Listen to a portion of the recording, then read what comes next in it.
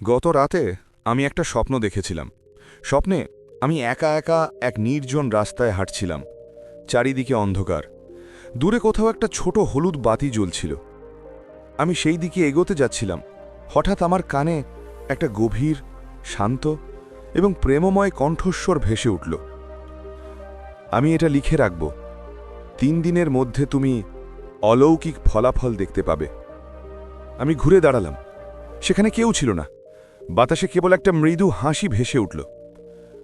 আমি শঙ্কায় ঘুম থেকে উঠলাম। ভোর 3টে বাজে। আমার হৃদয় ধড়ফড় করছিল। আমি কম্বলের নিচে হাত দিয়ে নিজের হাতে লেখা একটি ছোট কাগজ দেখতে পেলাম। তুমি এটা চেয়েছিলে, তাই না? এখন লিখে রাখো। আমি কখনো কারো কাছে কিছু চাইনি, তাহলে এই কাগজ কোথা থেকে এলো? আমি হতবাক হয়ে গেলাম। কিন্তু অপেক্ষা করো বন্ধুরা, আমি তোমাদের জন্য এই ভিডিওটি তৈরি করার জন্য অনেক পরিশ্রম করেছি, তাই বিনিময়ে দয়া করে এই কঠোর পরিশ্রমের ফলটি পছন্দ করুন। বন্ধুরা, দয়া করে ভিডিওটি পছন্দ করুন এবং চ্যানেলটি সাবস্ক্রাইব করুন। এছাড়াও মন্তব্যে থ্যাংক ইউ ইউনিভার্স এইটি লিখতে ভুলবেন না, যাতে মহাবিশ্ব আপনার ইচ্ছা শুনতে পায় এবং সেটা দ্রুত পূরণ করে। চলুন ভিডিওটি দেখি। সেই রাতের পর থেকে আমার জীবন বদলে গেছে। আজ আমি এমন একটি গোপন রহস্য প্রকাশ করতে যাচ্ছি যা আপনার চোখকে প্রশস্ত করে তুলবে। আপনার হৃদয় দ্রুত স্পন্দিত হবে এবং আপনি নিজেকে জিজ্ঞাসা করবেন, এটি কি সত্যিই ঘটতে পারে? আমি কোনো জাদুকার নই। আমি কোনো ডাইনি ডাক্তার নই। আমি আপনার মতো একজন সাধারণ মানুষ। আমি কেবল একটি ছোট গোপন রহস্য শিখেছি। সেই গোপন রহস্য হল লেখার শক্তি। এবং আজ আমি আপনাকে শেখাতে যাচ্ছি যে সেই রাতের পরে আমি নিজের ওপর কি চেষ্টা করেছি এবং এটি মাত্র 3 দিনের মধ্যে আমার জীবনকে বদলে দিয়েছে। আপনি কি প্রস্তুত? কারণ আমি যা শেয়ার করতে যাচ্ছি তা শোনার পর আপনি আজ রাতে ঘুমাতে পারবেন না। আপনি জেগে উঠবেন এবং লিখতে শুরু করবেন। প্রথমত, আমার একটি প্রশ্ন আছে। আপনি কি কখনো ভেবে দেখেছেন যে আপনার জীবনে যা কিছু ঘটেছে, ভালো বা খারাপ, তার কোনো প্যাটার্ন আছে কিনা? আমি আগে ভাবতাম এটি সব ভাগ্য, ঈশ্বর সিদ্ধান্ত নেন, আমরা কেবল ভান করি।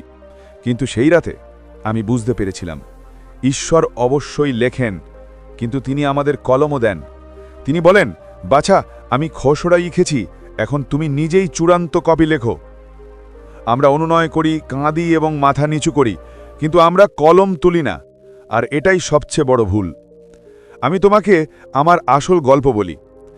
3 বছর আগে আমার জীবন সম্পূর্ণ ধ্বংস হয়ে গেছিল। আমি আমার চাকরি হারিয়েছিলাম। আমার স্ত্রী বলেছিল যে সে আর সহ্য করতে পারবে না। বাচ্চারা আমার দৃষ্টি এড়িয়ে চলতে শুরু করেছিল। আমি প্রতিদিন ব্যাংক থেকে ফোন পেতাম।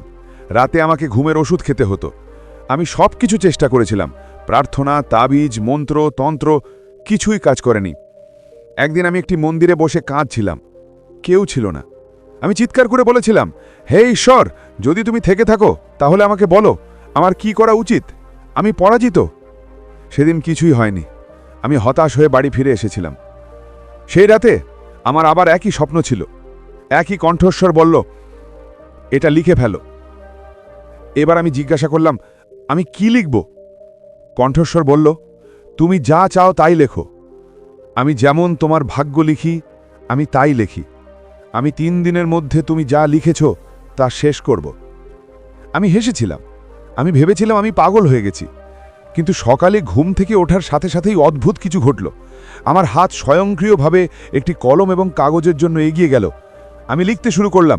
আমি লিখলাম, 3 দিনের মধ্যে আমার চাকরি ফিরে পেতাম এবং দ্বিগুণ বেতনের সাথে।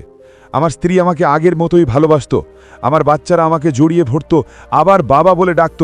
আমার সমস্ত ঋণ মুহূর্তের মধ্যে মুছে যেত। লিখতে লিখতে আমার হাত কাঁপছিল। লেখার পর আমি কাগজটি আমার বালিশের নিচে রেখে ঘুমোতে গেলাম। আমি নিজেকে বিশ্বাস করতে পারছিলাম না। প্রথম দিন ঘুম থেকে ওঠার সাথে সাথেই ফোন বেজে উঠল। এটি আমার পুরনো কোম্পানির। তারা বলেছিল যে তারা আমাকে চাকরিচ্যুত করে ভুল করেছে।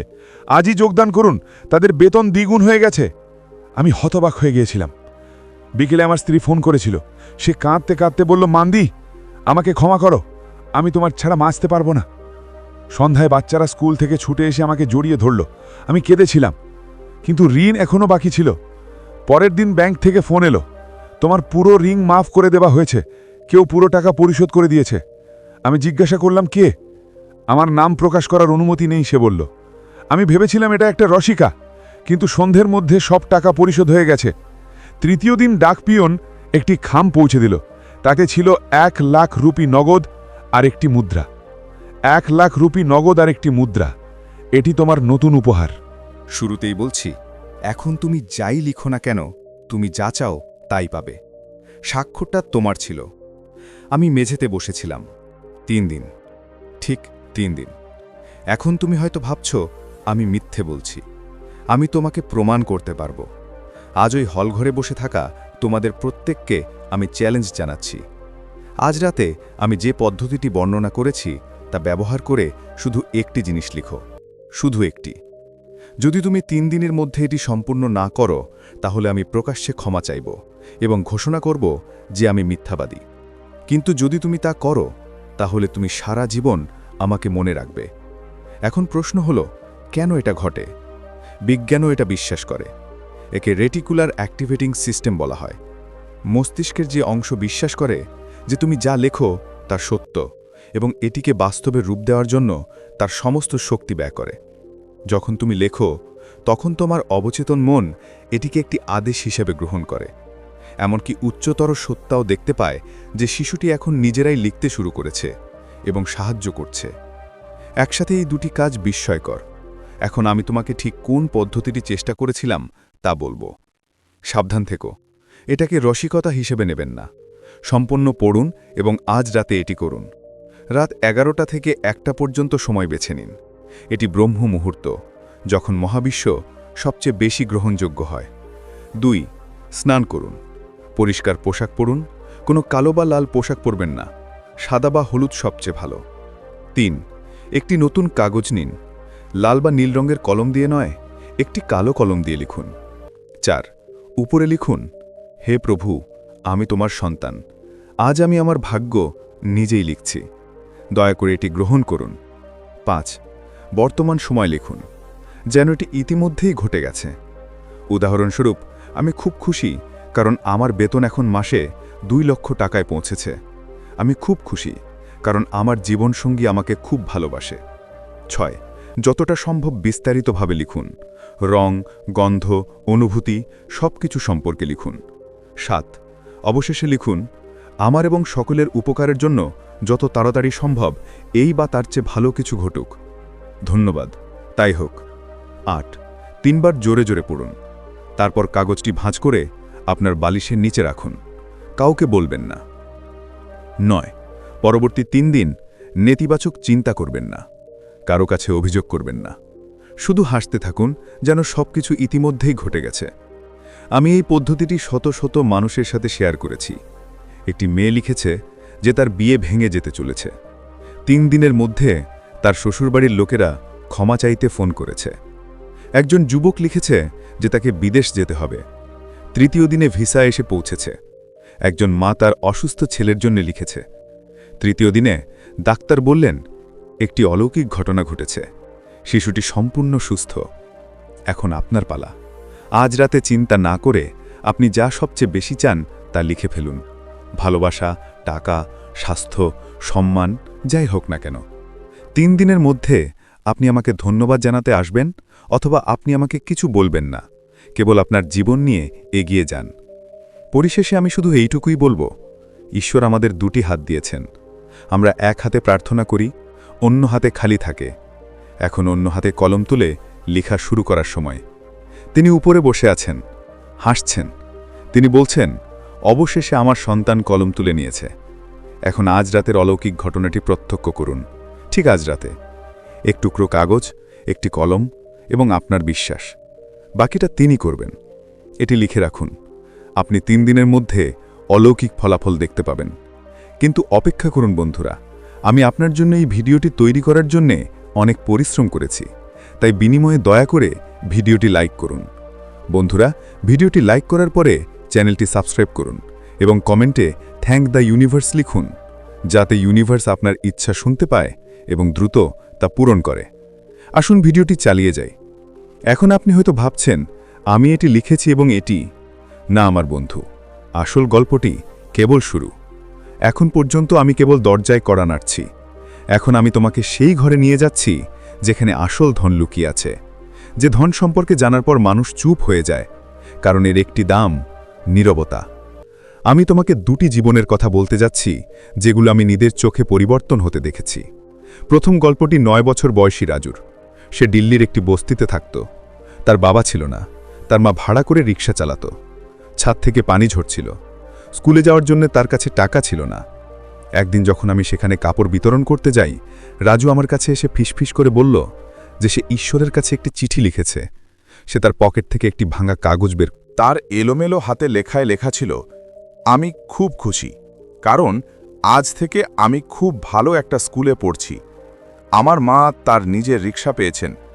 আমাদের বাড়ি এখন একটা স্থায়ী বাড়ি। ছাদ থেকে পানি পড়ে না। আমি প্রতিদিন দুধ পান করি আর আমার মা হাসে। আমি জিজ্ঞাসা করলাম, তুমি এটা কখন লিখেছ? সে উত্তর দিল, গতকাল আগের রাতে। আমি আমার মায়ের ডায়েরির একটা পাতা ছিঁড়ে লিখেছিলাম আর তার বালিশের নিচে রেখেছিলাম। আমি কিছু বললাম না, আমি শুধু তার পিঠে হাত বুলিয়ে চলে গেলাম। তৃতীয় দিন তার মা ফোন করলেন। সে কাঁদছিল। সে বলল, সেদিন সকালে একজন মহিলা ফোন করে জানালেন যে পাড়ায় একটি নতুন বিনামূল্যের স্কুল খোলা হচ্ছে। রাজুকে ভর্তি করা হয়েছে। বই, ইউনিফর্ম এবং দুধ সবই বিনামূল্যে। একজন অজ্ঞাত দাতা একটি স্থায়ী বাড়ির ব্যবস্থা করেছিলেন এবং রিক্সা ইউনিয়নের সদস্যরা এসে বললেন যে কেউ পুরো টাকা সংগ্রহ করেছে। এখন আমার নিজের রিক্সা আছে। আমি ফোন কেটে দিলাম এবং কেঁদে ফেললাম, কারণ যখন 9 বছরের একটি শিশু কলম তুলে নেয় তখন পুরো বিশ্ব দৌড়ে আসে। আরেকটি গল্প লখনৌয়ের মাস্টার ওম প্রকাশের। তিনি 70 বছরেরও বেশি বয়সে 42 বছর ধরে শিশুদের পড়াতেন। অবসর গ্রহণের পর তার পেনশন ছিল 9,000 টাকা। তার স্ত্রী মারা গেছেন এবং তার ছেলে এবং পুত্রবধূ আলাদা থাকতেন। তার একমাত্র ইচ্ছা ছিল কেদারনাথ, বদ্রীনাথ এবং কাশী ভ্রমণ করা, কিন্তু তার কাছে কোনো টাকা ছিল না। তার পা ব্যথা করছিল। আমি যখন তার বাড়িতে গেলাম, তিনি আমাকে তার পুরনো রেজিস্টার দেখালেন, যেখানে তিনি মোটা অক্ষরে লিখেছিলেন, আমি খুব খুশি, কারণ আমি এই বছর কেদারনাথ এবং বদ্রীনাথ ভ্রমণ করেছি। আমি সম্পূর্ণ সুস্থ। আমার বাচ্চারা আমার সাথে আছে। আমার কাছে চিন্তামুক্ত জীবনযাপন করার জন্য যথেষ্ট টাকা আছে। আমি প্রতিদিন সকালে গঙ্গার তীরে হাঁটি এবং সন্ধ্যায় আমার নাতি নাতনিদের গল্প বলি। আমি বললাম, গুরু, এটা একটা বড় স্বপ্ন। তিনি কেবল হেসে বললেন, স্বপ্ন যত বড় তা পূরণ করা তত বেশি উপভোগ্য। তৃতীয় সকালে একটি বিলাসবহুল বাস তার বাড়িতে এসে থামল। একটি ভ্রমণ সংস্থা এসেছিল। তারা বলেছিল যে তারা গুরু সম্মান যাত্রা শুরু করেছে। তিনিই ছিলেন প্রথম অতিথি। তার হেলিকপ্টার ভ্রমণ এবং 5 তারকা থাকার ব্যবস্থা ছিল, সবই বিনামূল্যে। যখন মাস্টার প্রত্যাখ্যান করলেন, তখন তিনি বললেন, তোমার প্রাক্তন ছাত্ররা এটি স্পন্সর করেছিল।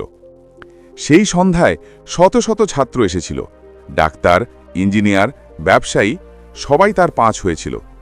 একজন তাকে 2.1 মিলিয়ন টাকার চেক দিয়েছিল এবং ভ্রমণ থেকে ফিরে আসার পর তার ছেলে, পুত্রবধূ এবং নাতি নাতনিরা চিরকালের জন্য তার সাথে থাকতে এসেছিল।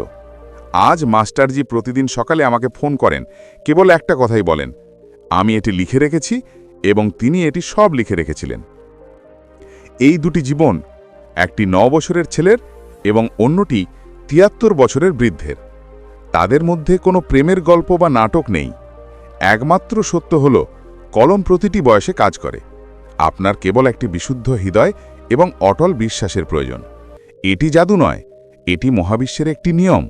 যখন আপনি লিখেন, তখন আপনি আপনার অবচেতনকে একটি আদেশ দেন। অবচেতন এটিকে সত্য হিসেবে গ্রহণ করে। আপনার আচরণ পরিবর্তিত হয়, আপনার চোখ পরিবর্তিত হয়, আপনার শক্তি পরিবর্তিত হয়। আর যখন শক্তি পরিবর্তিত হয়, তখন মহাবিশ্ব তোমার নতুন শক্তির সাথে মেলে এমন জিনিস আনতে শুরু করে। কিন্তু সবচেয়ে বড় রহস্য থেকে যায়, লেখার পর তোমার আচরণ। বেশিরভাগ মানুষ এখানেই পড়ে। তারা লেখে, কিন্তু পরের দিন একই কান্না, একই অভিযোগ, একই নেতিবাচকতা, এবং তারা যা লিখেছিল তা বাতিল হয়ে যায়। তাই 3 দিনের জন্য শুধু এমনভাবে হাসো যেন সব কিছু ইতিমধ্যে হয়ে গেছে। কারণ যখন তুমি লেখো, তখন তুমি ঈশ্বরের সাথে একটি চুক্তি স্বাক্ষর করো। সেই চুক্তিতে বলা হয়েছে, আমি বিশ্বাস করি এটি ইতিমধ্যে হয়ে গেছে। তুমি বিশ্বাস করার সাথে সাথেই মহাবিশ্ব বলে, ঠিক আছে, আমি তোমার কথা মেনে নিয়েছি, কিন্তু যদি তুমি সন্দেহ করো তাহলে মহাবিশ্ব বলে তুমি নিজেই এটি বাতিল করেছ। মনে রেখো, ঈশ্বর তোমার কথা শোনেন না, তিনি তোমার বিশ্বাস দেখেন, এবং বিশ্বাসের সবচেয়ে বড় প্রমাণ হলো লেখা, কারণ যা লেখা হয় তা একটি দলিল হয়ে যায়, চিন্তা নয়, এবং মহাবিশ্ব সেই দলিলটিকে খুব গুরুত্ব সহকারে নেয়। 2 বছর আগে আমি নিজেই লিখেছিলাম, আমি ভারতের সবচেয়ে বড় প্রেরণাদায়ক বক্তা, লক্ষ লক্ষ লোক আমার কথা শুনতে আসে। তখন আমি 50 জনের সামনে বক্তৃতা দিয়েছিলাম, মানুষ হেসেছিল, কিন্তু আমি 3 দিন ধরে হেসেছিলাম, আমি কাউকে কিছু বলিনি। তৃতীয় দিনে আমাকে 10,000 লোকের সামনে বক্তৃতা দেওয়ার জন্য ডাকা হয়েছিল, আর আজ তোমরা সবাই এখানে বসে আছো। এটা কোনো কাকতালীয় ঘটনা নয়, এটা লেখার শক্তি। এখন আমি তোমাদের প্রতিশ্রুতি দিচ্ছি, যদি তোমরা আজ রাতে এটা করো এবং 3 দিন তোমাদের বিশ্বাস বজায় রাখো, তাহলে তোমরা যা লিখবে তা সত্য হবে। শুধু একটা শর্ত আছে, কারো ক্ষতি না করে লিখো, অন্যথায় শাস্তি 3 গুণ বেশি হবে। এটা আবার আসবে, তাই বাড়ি যাও, রাত 11টায় স্নান করো, পরিষ্কার কাপড় পরো, আর নতুন কাগজ নিয়ে এসো। কালো কলম দিয়ে লিখো, আর ওপরে লিখো, প্রভু, আমি তোমার সন্তান, আজ আমি আমার নিজের ভাগ্য লিখছি, দয়া করে গ্রহণ করুন। তারপর বর্তমানকালে লিখুন, যেন সবকিছুই ইতিমধ্যে ঘটে গেছে। যতটা সম্ভব বিস্তারিত লিখুন। অবশেষে লিখুন, আমার এবং সকলের মঙ্গলের জন্য, অথবা আরও ভালোভাবে, এটি দ্রুত সম্পূর্ণ হোক। ধন্যবাদ, তাই হোক। 3 বার জোরে জোরে পড়ুন। এটি ভাঁজ করে আপনার বালিশের নিচে রাখুন। 3 দিন কাউকে বলবেন না এবং নেতিবাচক কিছু বলবেন না, শুধু হাসতে থাকুন। আজ রাতে রাজুর মতো, মাস্টারজির মতো, আমার মতো আপনার কলমটি তুলে নিন। বছরের পর বছর ধরে চাপা পড়ে থাকা স্বপ্ন সম্পর্কে লিখুন। ডাক্তার যে স্বাস্থ্য পুনরুদ্ধার করতে অস্বীকার করেছেন সে সম্পর্কে লিখুন। সেই অর্থ সম্পর্কে লিখুন যা আপনি মনে করেন কখনো ফিরে আসবে না। কোথাও হারিয়ে যাওয়া সুখ সম্পর্কে লিখুন। লিখুন, আর তারপর 3 দিনের মধ্যে তুমি নিজেই তোমার গল্প বলতে আসবে, অথবা তুমি চুপচাপ এসে আমাকে জড়িয়ে ধরবে। আমি শুধু হাসব, কারণ আমি জানি তুমি কলম তুলেছ। এখন জাদু শুরু। লিখে রাখো, 3 দিনের মধ্যে তুমি অলৌকিক ফলাফল দেখতে পাবে। এখন তোমাদের কেউ হয়তো ভাবছ, ঠিক আছে, আমি অনেক গল্প শুনেছি, আমার হৃদয় ছুঁয়ে গেছে, আমার চোখ ভিজে গেছে, কিন্তু আমার সাথে কেন এমন হয় না? আমি আগেও একটা ডায়েরি লিখেছি, আমি একটা ইচ্ছার তালিকা তৈরি করেছি, তবুও কিছুই বদলায়নি। বন্ধু, শুধু একটা পার্থক্য আছে। আগে তুমি ভাবছিলে, এখন লিখে তুমি ঈশ্বরকে চ্যালেঞ্জ করছো। আগে তুমি জিজ্ঞাসা করছিলে, এখন তুমি ঘোষণা করছো। আগে তুমি আশা করছিলে, এখন তুমি আদেশ করছো। আর মহাবিশ্ব কেবল আদেশ শোনে, অনুনয় নয়। আমি তোমাকে আরেকটি গোপন কথা প্রকাশ করতে দিচ্ছি, যা আমি গত 10 বছরে হাজার হাজার মানুষকে অনুশীলন করতে দেখেছি। সেই গোপন কথাটি হলো 3 দিনের নীরবতা। হ্যাঁ, মাত্র 3 দিন। তুমি যা লিখেছ তা কাউকে বলো না, আলোচনা করো না, কখন বা কিভাবে ঘটবে তা নিয়ে ভাবো না, শুধু চুপ থাকো। ঠিক যেমন একজন মহিলা 9 মাস ধরে তার গর্ভাবস্থা লুকিয়ে রাখে, তেমনি 3 দিনের জন্য তোমার ইচ্ছা লুকিয়ে রাখো। কারণ যে মুহূর্তে তুমি কাউকে বলবে, তুমি তোমার শক্তি ফাঁস করেছ। মানুষ হাসবে, সন্দেহ করবে, তর্ক করবে, এবং তোমার বিশ্বাস কেঁপে উঠবে। এই কারণেই 3 দিন নীরবতা অপরিহার্য। একবার একটা মেয়ে আমাকে ফোন করেছিল। কাঁদতে কাঁদতে সে বলল, আমি লিখেছিলাম যে আমার স্বামী আমাকে ছেড়ে যাবে না, কিন্তু 3য় দিনে সে জিনিসপত্র গুছিয়ে নিচ্ছে। আমি জিজ্ঞাসা করলাম, তুমি কি কাউকে বলেছ? সে বলল, হ্যাঁ, আমি মাকে বলেছি। আমি বললাম, এখনও কিছু হয়নি, আজ রাতে আবার একই কথা লেখো, কিন্তু এবার কাউকে একটা কথাও বলো না। সে বলল, মাত্র 3 দিন নীরবতা। 3য় সকালে তার স্বামী কাঁদতে কাঁদতে ঘরে এলো। সে বলল, আমি জানতাম না আমি কি করছি, তুমি আমাকে ঘর থেকে বের হতে দেবে না, তাই না? আজ তারা একসাথে, আর সেই মেয়েটি প্রতি মাসে আমাকে একটি বার্তা পাঠায়। মাত্র 3টি শব্দ নীরবতা কাজ করেছে। এখন শেষ এবং গভীরতম রহস্য। আমি এটি কোনো বইতে পড়িনি বা কোনো গুরুর কাছ থেকে শুনিনি। আমি এটি তখনই বুঝতে পেরেছিলাম যখন আমি আমার সবচেয়ে বড় ইচ্ছাটি লিখেছিলাম। আমার মা আবার হাঁটবেন। তিনি 15 বছর ধরে শয্যাশায়ী ছিলেন। ডাক্তার বললেন, আশা ধরে রেখো না। আমি লিখেছিলাম, আমি খুব খুশি, কারণ আমার মা সম্পূর্ণ সুস্থ। তিনি প্রতিদিন সকালে আমার সাথে চা পান করেন এবং প্রতি সন্ধে আমার সাথে মন্দিরে যান। লেখার সময় আমার হাত কাঁপছিল। আমি কাগজটি আমার মায়ের বালিশের নিচে রেখেছিলাম। 3 দিন ধরে আমি তাকে কিছু বলিনি। আমি প্রতিদিন সকালে কেবল তার পা ম্যাসেজ করেছিলাম, হেসে। তৃতীয় সকালে আমার মা বিছানা থেকে তার পা ঝুলিয়ে ধীরে ধীরে উঠে দাঁড়ালেন। আমি হতবাক হয়ে গেলাম। আমার মা বললেন, বাবা, আজ রাতে আমার স্বপ্নে কেউ একজন বলল, উঠো, তোমার ছেলে তোমাকে নেতৃত্ব দিতে চায়। আজ আমার মা আমার সাথে মঞ্চে আসছেন। লোকেরা হাততালি দেয়, আর সে শুধু একটা কথা বলে, আমার ছেলে লেখে, আমি নেতৃত্ব দেব। তাই এখন কোনো অজুহাত নেই, বয়সের সম্পর্কে নয়, পরিস্থিতি সম্পর্কে নয়, অর্থ সম্পর্কে নয়, স্বাস্থ্য সম্পর্কে নয়। রাজু 9 বছর বয়সে এটি করেছিল, মাস্টারজি 73 বছর বয়সে এটি করেছিল, আমার মা 15 বছরের অসুস্থতার পরে এটি করেছিল। এখন আপনার পালা। আজ রাতে যখন আপনি বাড়ি যাবেন, তখন আপনার প্রথম কাজ হলো আপনার ফোনটি বন্ধ করে দেওয়া। বিশ্বকে 3 দিনের জন্য চলে যেতে বলুন।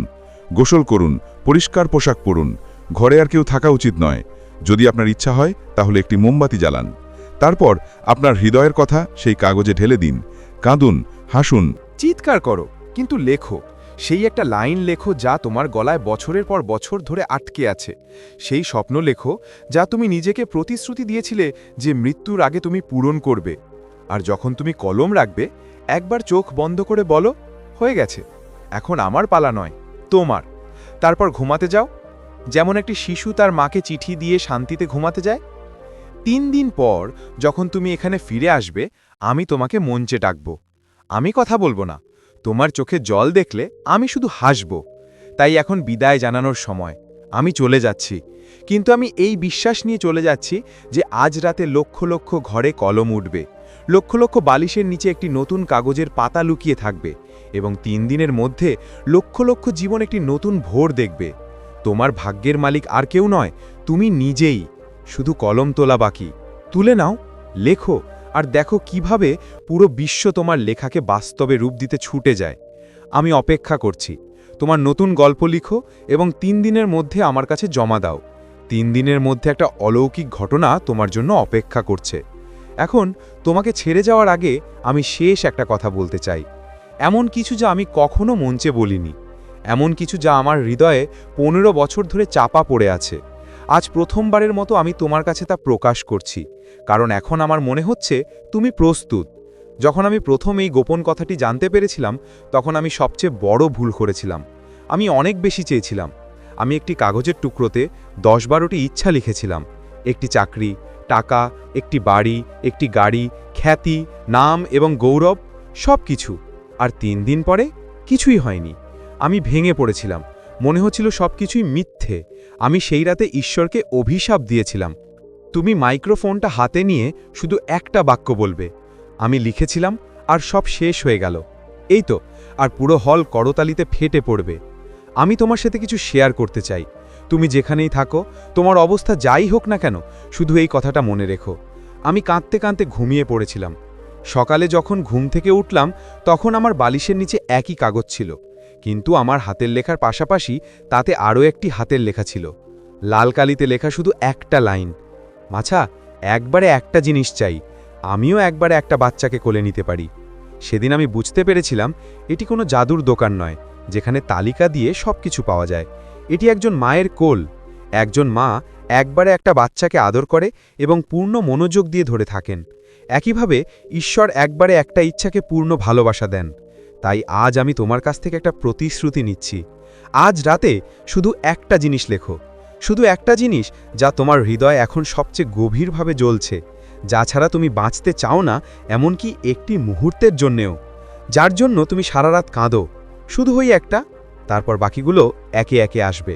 কারণ এখন তোমার জীবনে অলৌকিক ঘটনার রেখা তৈরি হতে চলেছে, কিন্তু সেই রেখাটা একে একে আসতেই হবে। আর হ্যাঁ, যখন সেই প্রথম ইচ্ছা পূরণ হবে, তখন সেই রাতে আবার তোমার কলম তুলে নাও। তুমি যে কাগজে লিখেছিলে তা বের করো, বড় বড় অক্ষরে লেখো, ধন্যবাদ, হয়ে গেছে। তারপর পুড়িয়ে ফেলো, ছাই বাতাসে উড়িয়ে দাও। এটি মহাবিশ্বের কাছে একটা বার্তা যে তুমি কৃতজ্ঞ, আর কৃতজ্ঞতা পরবর্তী অলৌকিক ঘটনার দরজা খুলে দেয়। আমি তাই করেছি। প্রথম ইচ্ছা পূরণ হয়েছে, আমি ধন্যবাদ লিখে পুড়িয়ে ফেলেছি। আমি দ্বিতীয়টি লিখেছি, এটিও পূরণ হয়েছে। আমি তৃতীয়টি পুড়িয়ে ফেলেছি। আমি এখন পর্যন্ত শত শত কাগজ পুড়িয়ে ফেলেছি, এবং প্রতিবার যখন একটি নতুন কাগজ পরিষ্কারভাবে বেরিয়ে আসে, যেন ঈশ্বর বলছেন, এখন পরের বার, আজ রাতে তোমার প্রথম কাগজ প্রস্তুত রেখো, এবং যখন 3 দিনের মধ্যে তোমার অলৌকিক ঘটনা ঘটবে, তখন পুড়িয়ে ফেলার আগে আরও একটি কাজ করো। আমার জন্য এটিতে একটি লাইন লেখো, তুমি ঠিক বলেছিলে, আমি আর কিচ্ছু চাই না। সেই একটি লাইন হবে আমার জীবনের সবচেয়ে বড় উপহার। এখন আমি সত্যি চলে যাচ্ছি। আমি এই মাইক ছেড়ে যাচ্ছি, আমি এই মঞ্চ ছেড়ে যাচ্ছি, কারণ এখন আসল মঞ্চ হলো তোমার বালিশ, আসল মাইক্রোফোন হলো তোমার কলম, আর আসল শ্রোতা হলেন ঈশ্বর, যিনি এখন তোমার প্রতিটি নিঃশ্বাস গণনা করছেন। বাড়ি যাও, দরজা বন্ধ করো, আর প্রথমবারের মতো তোমার জীবনের সবচেয়ে সুন্দর বাক্যটি লেখো, আমি এখান থেকে দেখছি। আজ রাতে পুরো আকাশ আলোকিত হবে, কারণ 1 মিলিয়ন কলম একসাথে উঠবে, 1 মিলিয়ন হৃদয় একসাথে স্পন্দিত হবে, এবং অলৌকিক ঘটনাগুলো লক্ষ লক্ষ বালিশের নিচে একসাথে ঘুমাবে। 3 দিন, মাত্র 3 দিন, আর তারপর আমরা সবাই এক নতুন পৃথিবীতে দেখা করব, যেখানে সবাই যা লিখেছে তা সত্যি হয়ে উঠবে। লেখো এবং অপেক্ষা করো। দাও, এখন সময় তোমার, কলম তোমার, আর অলৌকিক ঘটনা শুধু তোমার বলার অপেক্ষায়। হয়ে গেছে, রাধে রাধে। এবার এগিয়ে যাও এবং লিখে ফেলো।